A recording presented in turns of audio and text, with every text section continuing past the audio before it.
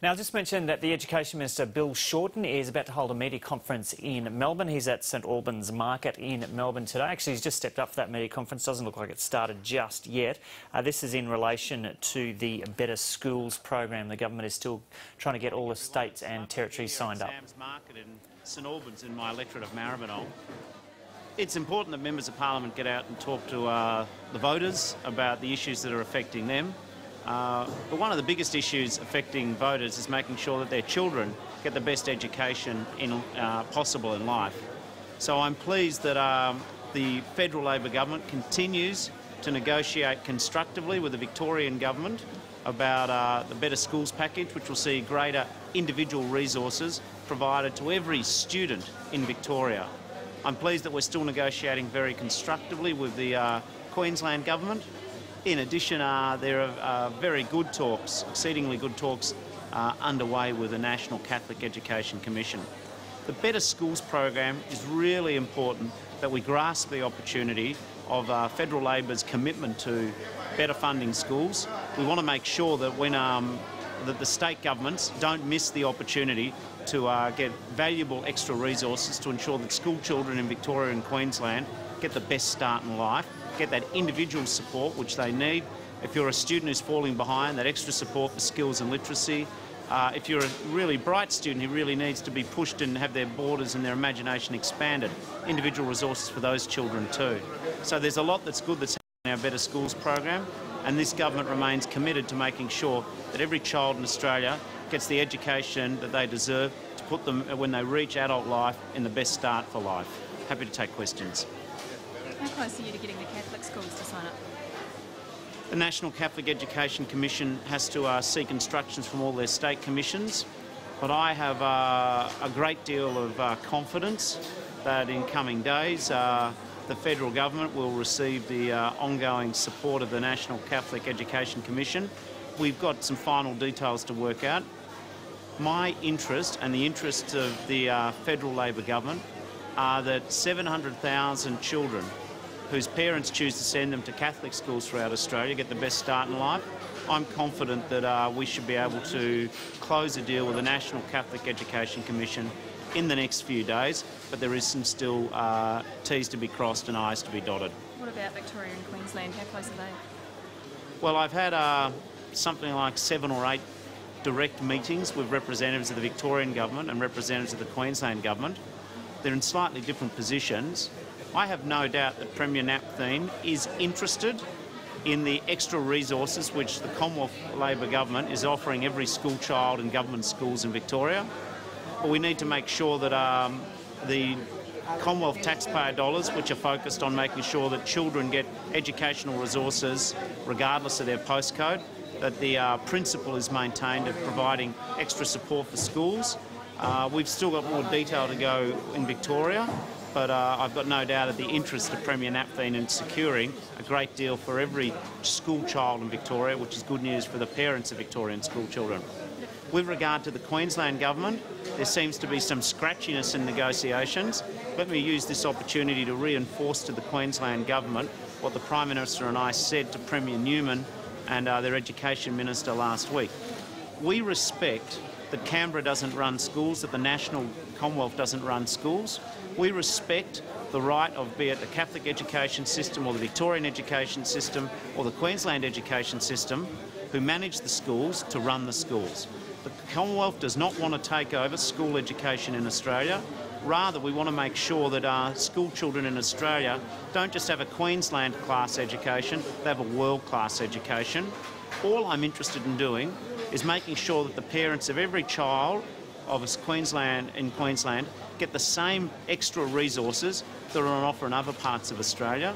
We want to make sure that Queensland schools, which are good schools, are world-class schools. We want to make sure that every child who goes to a government school in Queensland gets the extra help in practical terms, the homework coaches, the extra resources in schools to help every individual child do well. We want to see school communities empowered. We regard our proposition on better schools to help individual children be the best they can be as a partnership between the Commonwealth and state government, and the beneficiaries should be the children and parents of children going to these schools in Queensland and Victoria. Do you have any further meetings scheduled with Queensland?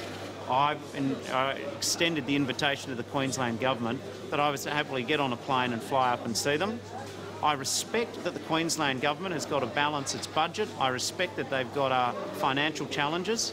What I would also just, in the politest and gentlest possible way, is say to them, when you've got another level of government offering to provide $2 extra for every extra dollar that you invest in children's education in Queensland, this is a good deal.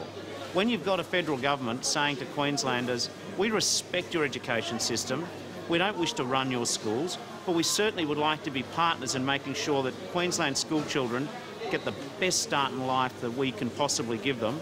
Doesn't matter if you're parents or politicians, we should be united at every level of government and in our community to make sure that school children get the best start in life, and that's why we want to have better schools. Are you going to have to extend the deadline again?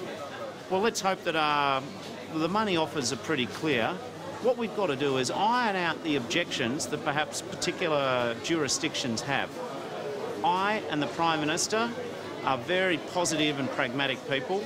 We don't wish to take over Queensland schools. We wish to partner with the Queensland Government to give Queensland school children the best start in life. Doesn't matter if you're at Indooroopilly Primary School or a primary school in Mount Isa. It doesn't matter, frankly, what your postcode is. We want to make sure that you and your teachers at those schools get the best resources to allow individual children to fulfil their potential. What the parents of school children in Queensland and Victoria want, what they want from the state government and indeed Commonwealth Labor, is they want the same forensic passion to make sure that kids leave school resilient and well educated. The world is a tough place. The best gift we can give our children is to make sure that when they leave school, they've got the educational resources to do as well as they can in life. Not all parents want their children to be astronauts or Olympic athletes, but every parent wants to make sure their child is healthy, is happy, is resilient where they can't be happy, and make sure that they've got the ability to take advantage of the changing economy and do well in life.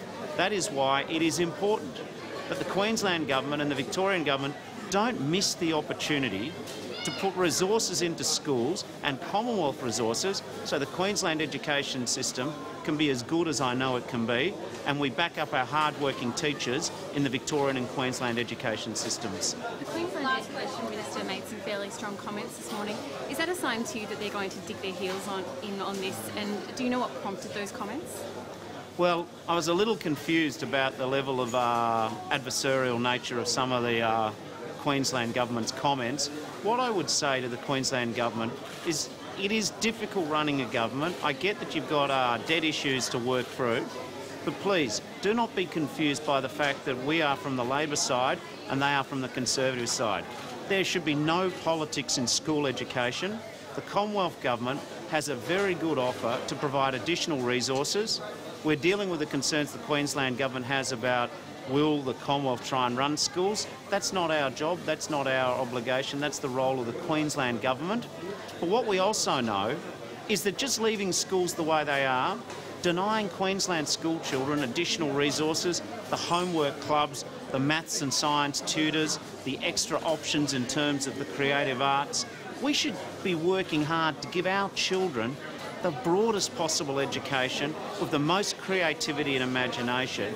So what I say to the Queensland Government is there may be scar tissue about previous negotiations.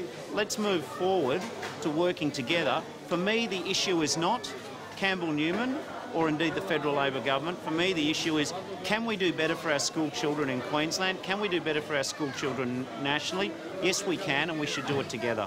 Just got a couple of quick ones on another matter. One more, yes. Okay.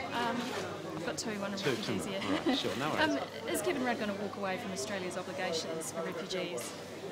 No, let's talk straight about what's happening. We are seeing a change in the composition of people who are coming to Australia's borders via people smugglers. There certainly appears to be a greater proportion of people who are plainly economic refugees.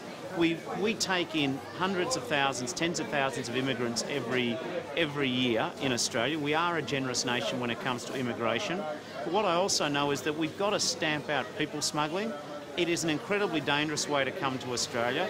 What motivates Prime Minister Rudd? is maintaining the integrity of our immigration system, is making sure that people do not put to sea in unsafe boats, cruelly and dangerously exploited by people smugglers. And we know that the composition of people coming to Australia is changing from just straight political refugees to people coming for a much wider range of reasons. We need to make sure that we have a system which is based on regional cooperation, engaging with our neighbours to make sure we've got a lasting solution to these changed circumstances. Minister, could I just ask? Sorry, you were just going to I ask just have another one more question. on bullying. I understand you're speaking at the conference tomorrow. The ACTU and the National Centre Against Bullying want national laws. Are you going to introduce them? We will have our national laws in terms of bullying. Bullying is a scourge in our community. I know some people saying that the bullying problem is exaggerated in Australia's workplaces. If you think that, then you're not familiar with the individual experiences of literally thousands of people which get reported to us through our parliamentary hearings. Also, bullying is estimated to cost Australian business well north of $6 billion per annum. These are big issues, and it is not enough for governments to put them in the too hard basket. The ACTU submission is one of many, many submissions. We will do everything that we always do with a maximum of consultation and respect for all points of view. But one thing's for sure, if you are a workplace bully, the federal Labor government is no friend of yours. Sorry. Could I just ask you, there's a third place left on the Victorian Senate ticket. Do you think that should go to a woman, and if so, who would you recommend? I'm not going to get actively involved in day-to-day pre-selection matters of the Labor Party. We'll sort these matters out, we always do. Do you think it should go to a woman? I'm totally sure that we will have a candidate in the third place of the Senate in the not too distant future. I certainly think that there's an argument to put more women into Parliament, but I really don't want to get more involved about the day-to-day matters of the Labor Party when I've got the important work of making sure that we can get the best possible schools for Australian school children. Thanks very much, everyone. Please shop at St Albans.